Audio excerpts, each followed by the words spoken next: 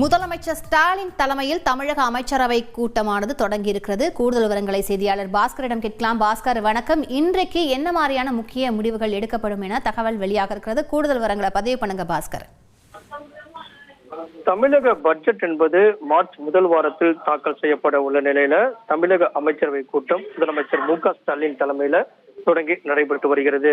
இந்த நிதிநிலை அறிக்கை என்பது பட்ஜெட் என்பது மார்ச் முதல் வாரத்தில் தாக்கல் செய்யப்படக்கூடிய முழு பட்ஜெட். அடுத்த ஆண்டு மே மாதம் தமிழகத்து சட்டமன்றத்திற்கான தேர்தல் நடைபெற உள்ள நிலையில இந்த பட்ஜெட் மீதான எதிர்பார்ப்பு என்பது அதிகமாக இருக்கிறது. பல்வேறு விதமான புதிய அறிவிப்புகள் இந்த தமிழக பட்ஜெட்ல இடம்பெறக்கூடிய வாய்ப்பு இருக்கு. அதன் அடிப்படையாக கொண்டுதான் அமைச்சரவை கூட்டத்தில் புதிய அறிவிப்புகள் மற்றும் பட்ஜெட்டுக்கான ஒப்புதல் என்பது கொடுக்கப்படும். அந்த வகையில பல்வேறு புதிய திட்டங்கள் இந்த அமைச்சரவை கூட்டத்தில் கலந்தாலோசிக்கப்பட்டு துறை ரீதியான கலந்தாலோசிக்கப்பட்டு முக்கிய முடிவுகள் தமிழக முதலமைச்சரால் எடுக்கப்பட உள்ளது. அதே நேரத்துல 10 தொழில் நிறுவனங்கள் ஒரு 40,000 கோடி முதலீட்டுல தொழில் தொடங்குவதற்குண்டான அனுமதியும் தமிழக அமைச்சரவை கூட்டத்துல முதலமைச்சர் தலைமையில நடைபெற்று வரக்கூடிய அந்த அமைச்சரவை கூட்டத்துல முக்கிய முடிவுகளாக எடுக்கப்பட உள்ளது. அதை தாண்டி மூன்றாவது முக்கிய விஷயம் என்னவாக இருக்கிறது என்றால், பட்டா இல்லாமல் சென்னை, திருவள்ளூர், காஞ்சிபுரம் உள்ளிட்ட தமிழகத்தினுடைய பல்வேறு பகுதிகளில் நீண்ட காலமாக அவர்கள் குடியிருப்புகள் இருந்து வருவார்கள். ஆனால் பத்திரம் இருக்கும், ஆனால் பட்டா இருக்காது. இதன் காரணமாக அவர்களுக்கு வங்கிகளில் கடன் கிடைக்கக்கூடிய வாய்ப்புகள் எல்லாம் இருக்கும். வேறொருவருக்கு விற்பனை செய்வதும் என்பதும் எளிதான காரியமாக இல்லாத நிலை இருந்தது.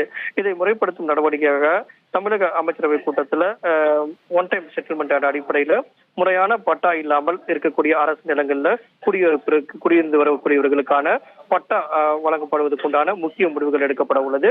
புறம்போக்கு இடங்களில் வசிப்பவர்களுக்கும் இந்த பட்டா வழங்குவதற்குண்டான ஒப்புதல் என்பது கொடுக்கப்படும். இதன் அடிப்படையில சென்னை, திருவள்ளூர், காஞ்சிபுரம் உள்ளிட்ட பல்வேறு மாவட்டங்கள்ல இருக்கக்கூடிய மக்கள் பட்டா இல்லாமல் இருக்கக்கூடிய மக்களுக்கும் பட்டா கிடைப்பதற்குண்டான ஒன் டைம் செட்டில்மெண்ட் அடிப்படையில நீண்ட காலமாக இருந்து வரக்கூடிய குடியிருப்பு வாசிகளுக்கு இந்த பட்டா என்பது வழங்கப்படுவதற்குண்டான வாய்ப்பு இருக்கிறது. இது கொள்கை முடிவாக எடுக்கப்படும் தமிழக முதலமைச்சரால். இதன் மூலமாக ஒரு 2 லட்சம் பேருக்கு பட்டா வழங்குவதற்குண்டான வாய்ப்பு இருக்கிறது.